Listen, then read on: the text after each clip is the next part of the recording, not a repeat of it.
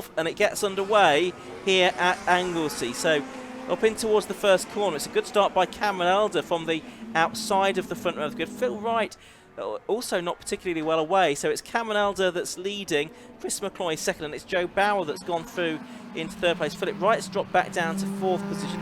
Another Civic is trying to make a move around the outside. Is that Trevor Gregory, I think, in the number 44 car, so we'll see what he can do. Ivan Mares has already made up a few positions as well from the back of the grid in his BMW in his third race of the afternoon.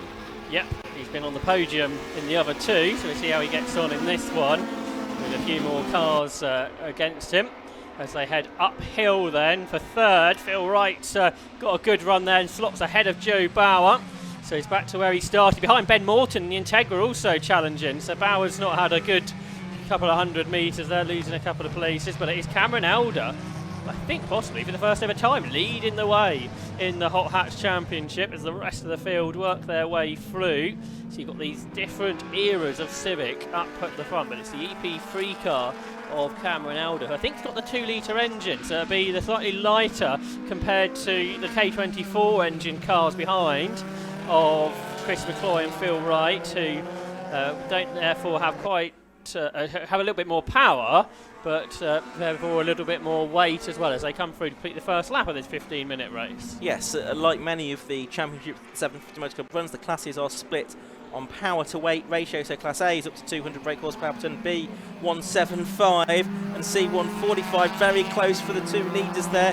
Chris McCloy almost getting into the back of the race leader Cameron Elder as they headed through. We're going to get a change over for fourth place as well, possibly. Joe Bauer and Ben Morton were side by side there. I think that stayed in the same order. But here are the three leaders, and it's going to be side by side, and Phil Wright's going to pick up a big toe here as well, so what can he do? It's McCloy, though, that's got back into the lead. He was on pole position, of course, in an older shaped car. He's back ahead of number 7 Cameron Elder, and 63 Philip Wright is right with him. The Civic and the Integra a bit further back, still side by side, and these three overlapping effectively as they go up to Peel, and it's Philip Wright on the inside line. He's made up one place, he's got ahead of Cameron Elder, but he can't make it two, and actually that's allowed Chris McCloy just to stretch his legs by a few car lengths in the race leading number 37 car for the man based in Gateshead these days, but originally from Coleraine in Northern Ireland in this 1994 Honda Civic EG, so one of the older shaped cars on the grid. Could have so many cars involved in this lead battle at this stage as well, but Phil Wright looking pretty racy. It's Joe Bauer there in fourth, who's got the fastest lap at this early stage, but Wright, as they go down towards the bank, and is chasing McCloy. These two have had plenty of battles this year so far, but it's always Wright that comes out on top so far. He's got those 7 wins I mentioned. Chris McCloy's finished second 4 times to Wright, so let's see how this race here at Anglesey goes. Then Joe Bauer's now into third, so he's going really well. He's just got himself up ahead of Cameron Elder, the early leader in this race. Joe Bauer's best result so far has been a 4th over the course of this season. And then you've got Ben Morton in the Integra, he's there in 5th position, and then Trevor Gregory in 6th. Those 6 cars separated by just 3 seconds. Behind them is the Class B leader, which is Matthew Mandapira, who has had a victory this season in that class. A bit of dust kicked up by Chris McCloy there at Peel. Don't think it's necessarily done him too much harm as he comes into the corkscrew now. There's the Integra of Ben Morton, number 65. That's in 5th position, and he's just ahead of Trevor Gregory, who's in 6th. But Morton, who is 26 years of age, the fabricator from Newark, 8 years in karting. He's in the 2000 Honda Integra DC2, but the lead now under threat because Philip Wright in number 63 is challenging number 37 Chris McCloy, but the driver in third's clearly a one to watch. So he's done a 1:18 dead, which is the lap record. It's the first time this category in this guise has been to Anglesey Circuit, and he is after the 2 leaders. So that's Joe Bauer. Really impressive from Joe Bauer. I don't think he's done that many races before. We know that Phil Wright's so experienced, has been racing for the best part of a decade now. But it's Chris McCloy who leads the way then, the Irishman. and he stays there as they go through the Rocket corner just ahead. But Bauer, who's going quicker than he went in qualifying, is right with them now. Another place lost for Cameron Elder, so he led early on, but he's now behind Ben Morton as well. So his race started so well, not gone to plan since then, but a great battle for the lead. 3 cars in it. We haven't seen so much of this in the Hot Hatch Championship this year. Probably Castle Combe is when we had our most competitive races, when Will Self was up there battling. Here at Anglesey, it's side by side for the lead as Phil Wright tries to get himself up alongside Chris McCloy. Can he make anything work as they go up towards turn 1? I don't think he can. He's got to watch out though, because Joe Bauer, who's just set another fastest lap of the race, is right there with him. So the 2 older cars really taking it to the multiple race winner this year. It's interesting, isn't it, that it's this circuit as well, much more technical circuit, a slower average lap time.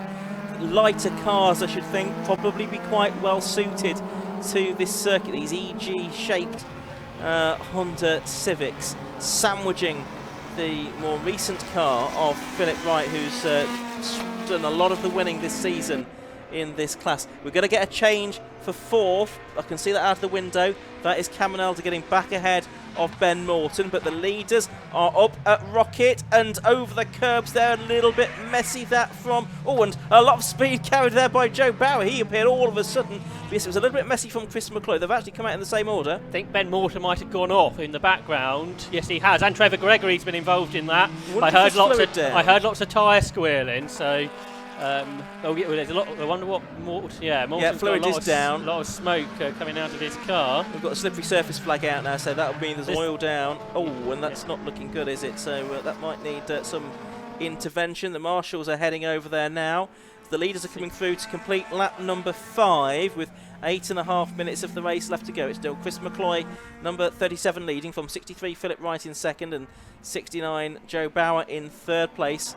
4th now is the car of Cameron Elder. 5th is going to be Matthew Mandipera, who's our Class B lead, up in 5th place overall. So that's really good for him. And he and Paul Jarvis are a long way ahead of the next Class B car, which is Jared Coulson, who's down in 11th position overall. Should mention Class C is led by David Drinkwater and is lapping as quickly as he did in qualifying. So obviously all is well with his car. And with Phil Wright potentially not winning this race in Class A, that's even better. Here's the oil, and that's not great, is it, going on there? Everybody looking up, but they got through the corner. But if Phil Wright doesn't win this race, and David Drinkwater does within his class, that'll make his situation even more positive than it already was. But it's a great battle we've got up front. You can see there, standing just in view, the Ben Morton helmet in view there as the leaders come through into the corkscrew, and lots of tyre smoke there from Phil Wright as the bodywork was rubbing on the tyre as they go through the compression of the corkscrew. I hadn't seen it on previous laps, so we got a good view of it there. Yeah, it's a circuit that really does put a lot of stress on the car and the driver, more so than other circuits as well. It's the gradient, the just variety of corners that we have in a relatively short lap, just 1.55 miles here at the Anglesey Coastal Circuit. There's a lot packed in, delivers some very good racing, and here's a battle a bit further back that involves the 14 car, does it not, of Jared Coulson, who is the 3rd place car within Class B. I don't think he is anymore. No, Charlie Hayes now ahead, isn't he? Yeah, so the compact. He's going well. Charlie Hayes, I don't think we've seen him on the podium yet.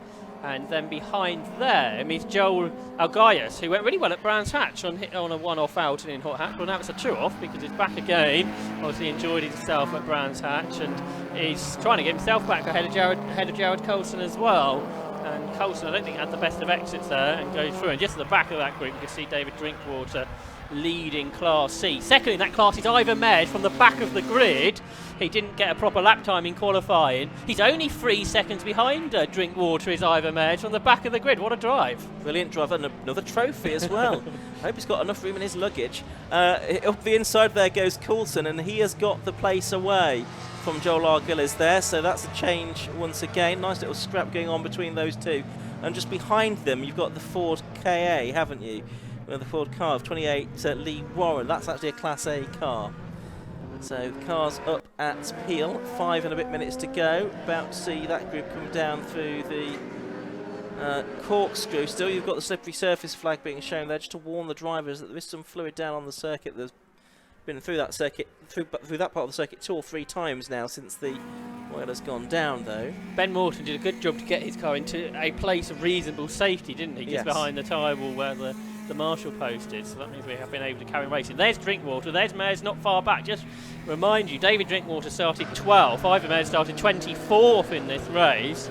Drinkwater has been a fair amount quicker on the best laps, but a really good drive this from Ivor Mares, who has been on the podium a few times this season, a couple of times, but it's he's there in second place. We're just watching this battle going on. It's the 107 and the 403 Clio. So this is Stephen Watson and Richard Bancroft. Bancroft has got ahead of Charlie Cole in the compact and is now going, it looks like, going around the outside of Stephen Watson as well, and they're chasing after the Corrado of Stuart Kennedy as well with Class B cars. So nice little battle going on between these Clios, and it's lovely to see the Corrado back out again. And fantastic views as well as Snowdonia in the background, which is really clear now at this time of day, isn't it? We just saw that on the pictures as well as they go through church. So really dramatic scenes there. Great racing on track and plenty of picturesque to look in the background as well. But yeah, great to have that Corrado out there.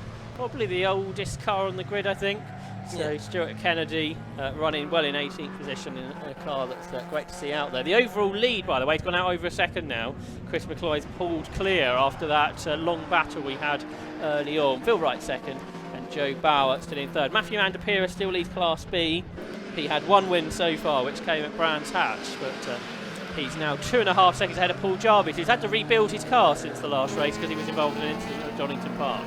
So this is the battle a little bit further up again. So this is 10th and 11th and 12th and 13th. So it's Charlie Hayes in the 93 car at the front of this group. He's third within Class B at the moment. And then you've got Jared Coulson, who's fourth within Class B, and Joel Arguelles, who's fifth in Class B. And then you've got the Class A car through next, which is Lee Warren. So they are heading up towards Rocket once again. So the first three in this are battling for third in Class B, aren't they? There's a bit of contact there as Jared Coulson got into the back of Charlie Hayes. He tried to avoid it though, didn't he? Got on the brakes hard and meant the contact was very light. So Hayes still there in third, but Coulson's very keen to try and come back through, and he's had 4 podiums this year, has Coulson. I don't think Hayes has those, so he's keen to hang on there in what is third in the class. And good to see the KA going better here this weekend in the hands of Lee Warren, isn't it, there in 13th position. Yeah, that's car with the transponder issue, hence you're not seeing his name on the timing tower just there, but he's Drinkwater slowing behind him. The championship leader behind them is slowing to a degree, so Ivor Mares is getting a bit closer. It's a 1:24.72, so that's 3 seconds off his best lap time. Meanwhile, it was almost very abreast for this battle into the banking. Novice driver Charlie Hayes still ahead of Coulson and Arguelles, who are pretty much side by side. And Coulson hangs on. Black and white driving standards flag going out to car 403, which is that clear of Richard Bancroft we saw embroiled in a battle with Stephen Watson a few moments ago. So he has been spotted exceeding track limits, I think. Trevor Gregory gains a place here around the outside into 7th. He gets himself up ahead of Stephen Langton. Remember, he had that moment when Ben Morton did earlier on. Yes, right. I was trying to work out what's happened to him. Look at the dent in the door as well on Gregory's car. So damaged for Trevor Gregory. I wonder if Ben Morton got into him somehow. I don't. Or possibly another car might have done. I'm not quite sure if anyone was immediately around him, but we know that there was oil down, so there could have been some secondary contact, couldn't there? See that view in the background, which is hard to keep your eyes off. Yes. Paul Jarvis, we just saw him going through the foreground there, so he's in 6th overall, just ahead of this battle for 7th and 8th between Gregory and Langton. And then you've got Daniel McKay there as well in the Ford Fiesta number 59. For Class C, Ivor Mares is even closer to David Drinkwater. I think they've got 2 laps still to go as they go across the line. So could we see a third different win of the season in Class C? Drinkwater obviously is having some kind of problems. On the last lap, Mares was 2 seconds faster. Yep. So the last lap board now going out as well. It's just gone out to the race leader, Chris McCloy. That's crept up on us, hasn't it? Because only 35 seconds of the race left to go. And is Phil Wright getting closer again? He was 6/10 quicker that time through the gap, down to 9/10 of a second. Here's the leader then, up at the banking, Chris McCloy. And he's got back markers ahead of him. This is not what he would have wanted to see, is it, going on to the final lap? Because he's going to get these possibly up at the banking, which is not necessarily the place, unless he can clear them before then. He'll have a go, but this is the battle involving the likes of Charlie Cole, isn't it? And those Cleos and Stuart Kennedy as well. So it's the battle for 18th, 19th, 20th and 21st. He's got past one. Philip Wright's trying to go with him. Be helpful if he can get a back mark between himself and his rival Philip Wright here for Chris McCloy, but he's not been able to do so far. Blue flags will be waving to let the back markers know that faster cars are coming through. And there's still two more to clear. And Peel, Chris McCloy has got past both of them, and he's done it. He's done it. I think that's probably decided the race, because Philip Wright was a bit delayed there. So down through the final couple of corners they come at the corkscrew. There's Joe Bauer, who's actually getting quite close to Phil Wright there, but the checker flag's going to go out, and it is a new winner then. It's Chris McCloy who wins the PBS Brakes Hot Hats Championship. First race of 3 here at Anglesey. Second place goes the way of Phil Wright. Third place goes the way of Joe Bauer. Yeah, that's right. And while that was all going on, Trevor Gregory had an off at the last corner. I think parked his car up, so that's a bit of a drama. Meanwhile, Calman Alder comes through in 4th position, and the next car will be our Class B winner. For the second time only this season, Matthew Mandapira sees the checkered flag first. So Class A and B, the championship winner-elect kind of loses out, don't they? So Phil Wright's lost out, Paul Jarvis has lost out. Will David Drinkwater lose out because Ivor Mares was catching him? See if we can pick them up when they come into the final corner. Let's see them in a moment. They'll be coming up towards the corkscrew, so we'll see if we can get them. Here they are now. I can see if we can pick those cars up. Yes, they're through the corkscrew now and about to head up towards the line. It is going to be David Drinkwater that is going to hold on to take the Class C victory, but a good drive that for Ivor Mares to get second place from the back of the grid. But where does that leave things with the championship, with Drinkwater getting that Class C victory? Josh, I know you've now just going to do some spreadsheet work to try and calculate all of that that's gone on, but Drinkwater winning Class C, Ivor Mares second, and Martin Paget third within Class C today. The third place driver in Class B, by the way, that was Charlie Hayes, who had that good drive in the BMW with Jared Coulson and Joel Arguelles. So Drinkwater's got an 18-point lead, I think, over Wright now.